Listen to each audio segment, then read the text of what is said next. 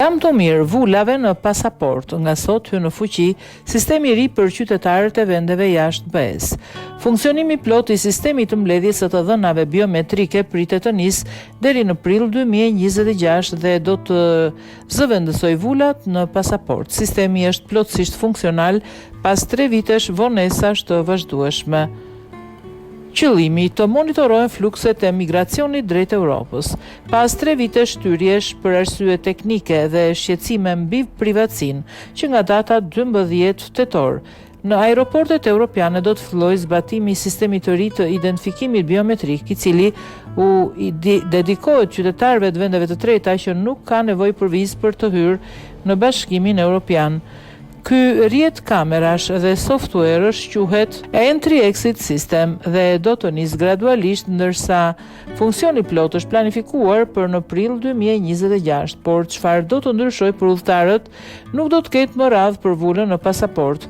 Asgjë nuk do të ndryshojë për qytetarët evropian. Sistemi i ri është menduar vetëm për udhëtarët jashtë vendeve të BE-s të përjashtuar nga detyrimi për vizë, si ata që vijnë nga Mbretëria e Bashkuar, Shtetet e Bashkuara, Izraeli, Japonia, Brazili dhe shumë vende të tjera të cilat hyjnë ose dalin nga zona Schengen për qëndrime afat shkurtra, do me thënë për udhëtime deri 90 ditë brenda një periudhe 180 ditësh.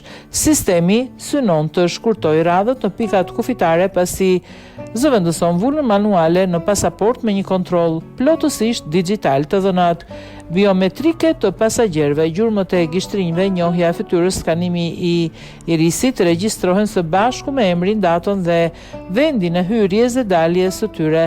Regjistrimi paraprak. Përpara se sistemi i ri të mund të përshpejtojë realisht kontrollin në kufi, duhet bërë një regjistrim paraprak.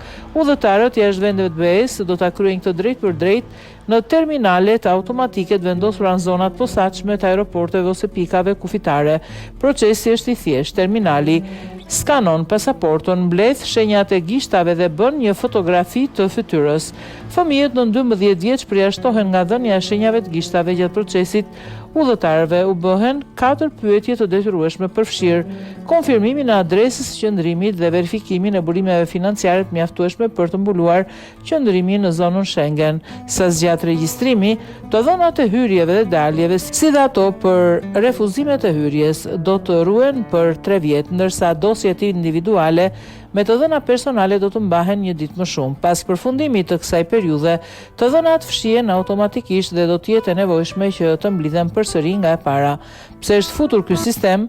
Në bazë të këtij sistemi qëndron dëshira për të përmirësuar kontrollin e flukseve migratore drejt Europës.